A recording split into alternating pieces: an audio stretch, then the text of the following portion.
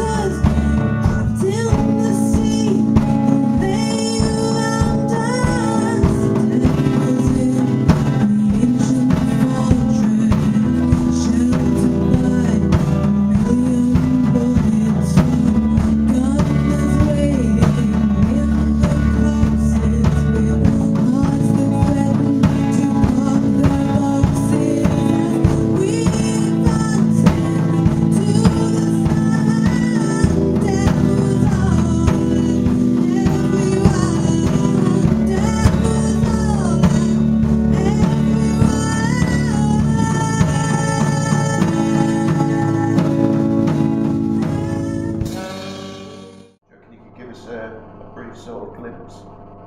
Yeah. And what the song's about? It is, from my opinion, the whole song is essentially based around the Gallipoli campaign. It makes a lot of references lyrically to the campaign. Which is of course in World War One. It refers to Bolton's Reach, which is a landmark near the Anzac Cove, which was a small cove along the beachfront, which was being used by the Anzac troops. So there's death was everywhere. Gallipoli was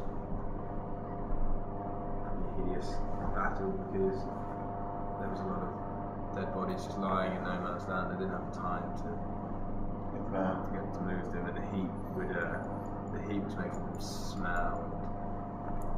Lyrics go on to say quite graphic there. Lyrics go on to say that death was everywhere, in the air and in the sounds. So there was all these dead bodies around. It must have smelled pretty awful. And the Turkish troops and the Allied forces ceasefire one day to bury all the dead so they could carry on fighting in a nicer environment. So there's a lot of lyrical references. PJ Harvey also said something about the mismanagement of the whole campaign, how dreadful it was, and the needless waste of life, and how she could see that was that resonates with wars of today. Well, thank you for that insight, Robert. Obviously, as we can see, the album is very much focused upon war. It's rather graphic. The lyrical content is quite explicit, one might say. So, just as a final thought, what are your feelings on the song, like as a piece of music, not necessarily as a message? Is it quite easy to get across, or is it a little bit challenging? As a piece of music, I would say it's quite challenging. There's a lot. When you look at it written down, it's simple. It's just 3 sections. Yeah. Not particularly challenging chord patterns and sequences, but it's going in and out of the different sequences, which is the problem, and all the small production techniques that have been used on the track, which makes it difficult to set certain parts apart from other parts. Right.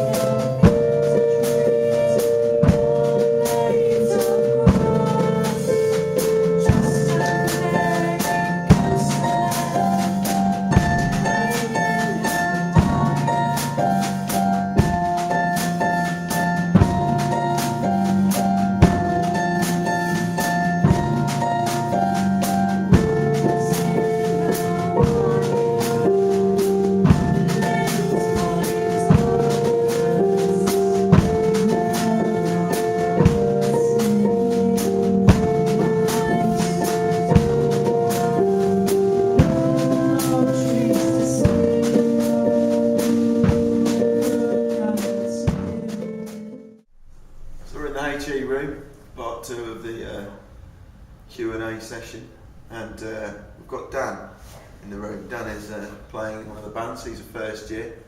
And we've got a couple of questions for you, Dan. Can you answer them to the best of your ability? Let us know what's going on. No worries. So the first one is, what are you doing today? What are you doing today, Dan? I'm obviously in a band, and we're playing 2 PJ Harvey songs in a performance later on. I'm doing England and Glorious Land. And what? Sorry, Glorious Land. Glorious Land, yes. The 2 songs. After, how are they progressing then? they're going quite well. They sound pretty close to the album. That's how we've been told that we need to replicate it as closely as possible. So I'm fairly happy with the results. Yeah. Is everyone else happy with the results then, would you say? In my group, I'm pretty sure. I mean, we had a few problems with the sample, getting it to fit properly. But yeah, you were using a sample, weren't you? Now, tell me a little bit about that sample, because I came in earlier and we've actually got some footage of it as well, and it's quite interesting. Tell me a little bit about that. What was it? It sounded quite ethnic. Well, we've done a bit of research on it actually, and it's actually a Turkish song from the early 90s. A what song? A Turkish song. Turkish. And what does it mean? What does it mean? Yeah, what are they saying? I don't know. This is the problem. I don't actually speak Turkish. I just know it's a Turkish song.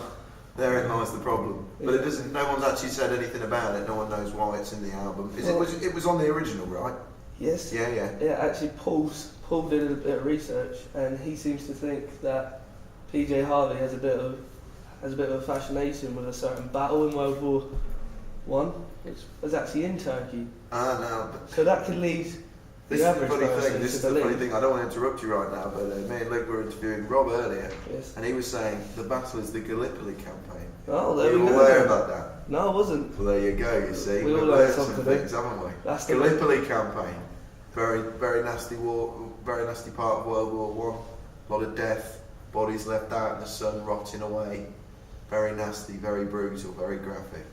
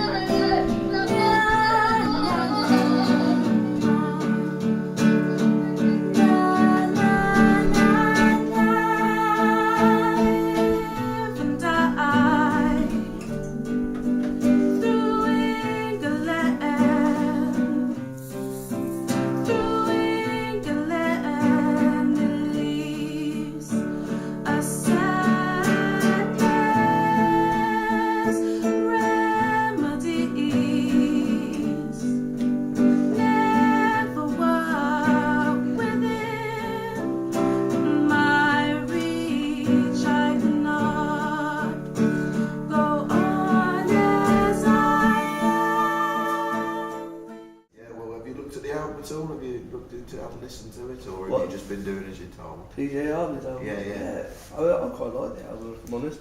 There's a few songs that I'm not too keen on, but it's definitely a grower. Yeah. The voice is a bit of a grower as well, isn't it? Would you agree? Yeah.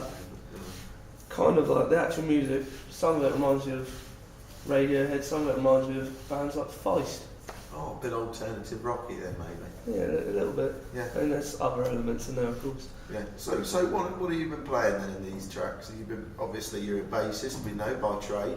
Yep. Have you been turning your hand to other instruments at all? Or? Yeah, I've actually taken up the shaker for the first time. The shaker? Yeah. Bit of percussion? Yeah, and it's in 3/4, it's not easy. 3/4? You have to count to 3 instead of 4. I can understand the difficulty in that. And last but not least, we're going to ask you, well, I've already asked you about the album. In fact, I think we've covered most of the questions now, so I think we're about done. We're about done, Luke. Thank you very much. Thank you very much, Dan. Thanks for having me. No problem.